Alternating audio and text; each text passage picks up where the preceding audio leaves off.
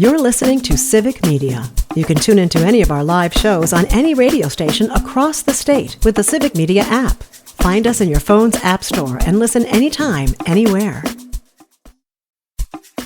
This is your WXCO Daily News Roundup for Bull Falls Radio, 98.9 FM and 1230 AM in Wausau. For WXCO News, I'm Melissa Kay. The federal government has pulled funding for a local camp meant to help neurodivergent kids enjoy STEM subjects. Savannah Tolmay-Olson reports. Michael Notaro is the director of the Center for Climatic Research at UW-Madison. He started the first STEM camp 4 years ago in Beloit and has added 2 more in Madison and Baraboo. They're geared toward middle and high school students and inspired by Notaro's own family. And the goals of the camps are basically to support and foster neurodiversity, to encourage autistic and neurodiverse youth to consider pursuing science degrees and careers. The camps were funded by grants from the National Science Foundation, but now they've been canceled. Notaro says because it's geared toward neurodivergent kids, the camp counts as a diversity, equity, and inclusion program. Those types of programs have been targets for the Trump administration. It was disheartening. I was not surprised at all that it happened. It was, had a pretty hard impact because it was right before the summer where we were getting ready to start up our 3 camps. The Coakley Foundation stepped up to keep the camps running this summer. Notaro says thank goodness because families rely on this. These camps help their kids develop advocacy, build social skills and friendships. In the last 4 years, we've had youth from middle school and high school age kids come from 35 different communities across Wisconsin and Illinois. It's across about a 300-mile radius. And it really demonstrates the fact that families are willing to drive very long distances for these camps. The future is uncertain, and Notaro is searching for other ways to fund the camps. For Civic Media News, I'm Savannah Tolmay-Olson. We're getting closer to the start of the school year, and that means more kids walking or biking early in the morning and in the early afternoon. The Wisconsin Department of Transportation reminds drivers the August law of the month is school bus safety. They say traffic patterns change when school is in session. You'll see more school buses on the road, and you'll need to be mindful of your surroundings to help keep kids safe. Each year, more than 600 crashes happen in Wisconsin involving school buses. The Wisconsin DOT says these crashes are preventable. Remember the rules. When you see flashing red lights, stop at least 20 feet away in both directions. Flashing amber or yellow lights mean the bus is approaching a pickup point and you should slow down and be ready to stop. There are some big changes for high school sports this season. Jimmy Kuska reports. High school sports are back, and there are plenty of changes for the upcoming school year in Wisconsin. A new policy allows for name, image, and likeness deals, meaning that high school student athletes can receive compensation for NIL. However, the new policy is extremely restrictive on who can pay a student and what products, services, or materials a student can endorse. Another new rule this year will require any spectator removed from an event to take an online sportsmanship course before being allowed back and after serving a 1-game suspension. The advisory for elevated levels of E. coli at Mission Lake Beach in Marathon County has been lifted. The beach is again open for swimming and boating. Several departments are working together to identify exactly where the sewage spill came from, and while several potential sources were evaluated, all have been ruled out so far. If you notice any unusual activity at the lake, you can contact the Marathon County Sheriff's Office. If you visited Mission Lake between July 22nd to July 28th and got sick, contact the Marathon County Health Department. I'm Melissa Kay for WXCO News.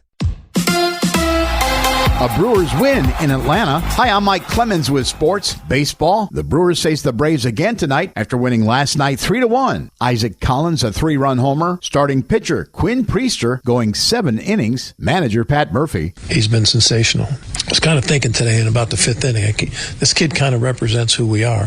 Nobody knew who Quinn Priester was, and now they do. it's just amazing to see the kid just flourish the way he is. NFL Packers defensive back Nate Hobbs is out for at least the next 3 weeks after having knee surgery over the weekend. GM Brian Gutekunst on why he signed Hobbs from the Raiders to a 4-year deal worth $48 million. Yeah, we're trying to become a certain kind of football team that can win and win, deep into the playoffs. And there's a certain kind of a physicality that you have to have. And Nate Hobbs brings all that, and that's why we brought him here. The team has re-signed defensive back Corey Ballantyne after he was released by the Colts. With sports, I'm Mike Clemens. On your entertainment beat, I'm Pete Schwaba. In just a few weeks, Jaws will celebrate its 50th anniversary with a return to the big screen for 1 week. Not to be outdone, Star Wars will also commemorate its 50th anniversary. It's a ways away, but Disney just announced the release is scheduled for April 30th, 2027. The Naked Gun cracked up audiences over the weekend. A subplot of the film is the romance that developed between stars Liam Neeson and Pamela Anderson. Neeson's deceased wife, Natasha Richardson, died in 2009 after a fall while skiing. The actress, who seemed fine at first, later developed a subdural hematoma and passed away at the age of 45, which Neeson has been dealing with for years. Not only does Neeson seem to be happy dating Anderson, but he appears to have the approval of his late wife's family as well. Actress Jolie Richardson, Neeson's former sister-in-law, sent heart emojis after Pamela Anderson posted about the Naked Gun. That's right, folks. I break all the big stories. Still lots of time for summer fun in Wisconsin as the state fair is in full swing. There are lots of good music options, especially if you like a trip down memory lane. Some of the acts include Boyz II Men, Darius Rucker, that's Hootie without the blowfish, Queensryche, Great White, and Quiet Riot, that's a trio that will blow the roof off the joint, even at an outdoor venue. Party safely, folks. Actress Lonnie Anderson has passed away. Anderson played Secretary Jennifer Marlowe on the show WKRP in Cincinnati, which ran from 1978 to 1982. Anderson had built up a decent resume doing guest starring roles before getting the chance to audition. At first, she turned down the role, saying she didn't want to be a stereotypical blonde. The producers took her notes and made her the secretary that doesn't get coffee, doesn't take dictation, and is the smartest person in the room. She was nominated for an Emmy twice for the role. Lonnie Anderson was 79 years old. Fantastic Four: The First Steps was tops at the box office this past weekend, despite a bigger attendance dip than prognosticators initially thought. The film opened strong with $117 million last weekend, but dropped off by almost 70% to pull in only $40 million this past weekend. According to Variety, that is a sign the film has not connected with audiences beyond superhero fans. The film is sitting at $198 million domestically and cost $200 million to make. Coming in second place was The Bad Guys 2, which brought in just under $23 million, matching the original film's take on opening weekend in 2022. Audience scores were through the roof, which could mean the film will be in theaters for a while. Landing in third place with $17 million at the gate was the highly anticipated The Naked Gun. The film pulled in another $12 million overseas. Audience scores for this comedy are also strong. Superman and Jurassic World Rebirth rounded out the top 5. For more showbiz fun, tune in to Nightlight with me, Pete Schwaba, weeknights from 6 to 8 p.m. on the Civic Media Radio Network. We are going to have a little more of that wildfire smoke today. Otherwise, mostly sunny with a high right around 80 this afternoon. Tonight, partly cloudy. Will drop to 61 tomorrow. Partly cloudy. Could be an isolated shower or thunder shower with a high of 81. I'm meteorologist Sean Cable. Right now, it's 57. That's your WXCO Daily News Roundup from Civic Media. Subscribe to this podcast on Spotify, Apple, or wherever you find your podcasts. Find more news at bullfallsradio.com.